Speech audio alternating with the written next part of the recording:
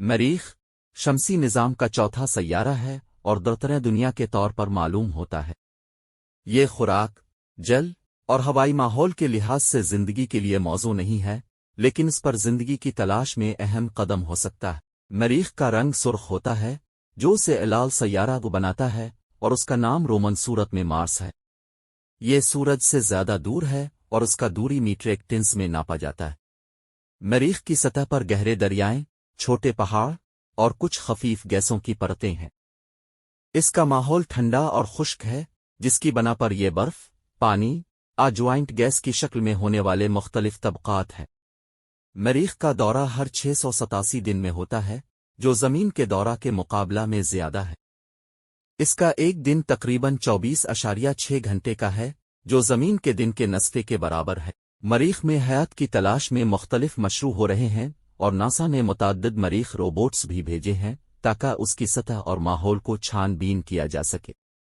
मरीख का मुताला हमें सुवरजी निज़ाम और ज़िंदगी के इम्कानात की समझ में मदद फराहम करता है, और ये एक दिन हमें छोड़कर ज़मीनी आबादी को बढ़ाने के लिए एक नया घेरा बन सकता है। मरीख में ज़िंदगी की तलाश हमेशा से एक दिलचस्प मौजू रहा है।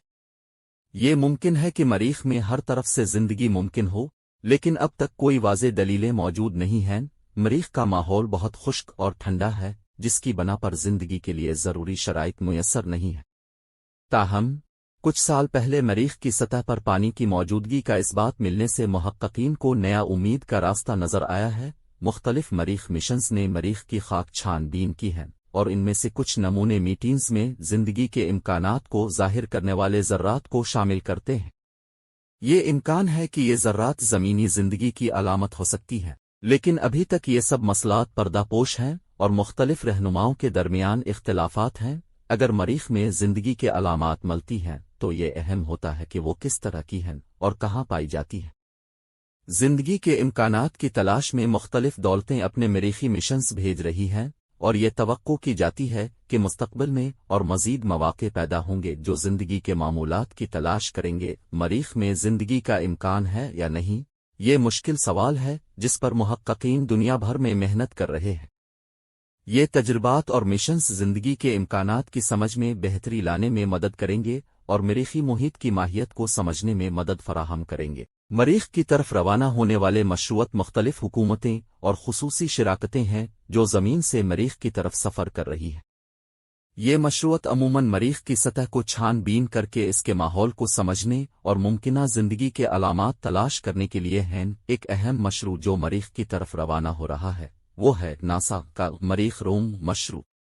मरीख रोम में परसेवरेंस नाम का रोबोट शामिल है, जो मरीख की सतह पर चलता है और खाक का नमूना लेता है ताकि जिंदगी के अलामात चांदने का परवाह कर सके। एक और मुल्क चीन भी मरीख की तरफ रवाना होने वाला है।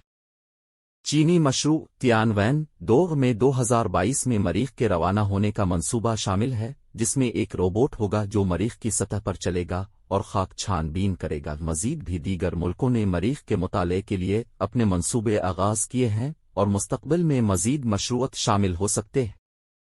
ये तमाम मशरूअत हमें मरीख के बारे में मजीद समझ फराहम करेंगे, और मुमकिन है कि आने वाले दहाइयों में हम मरीख की सतह पर इंसानी मौजूदगी के इम्कानात के बारे में भी सुनभाल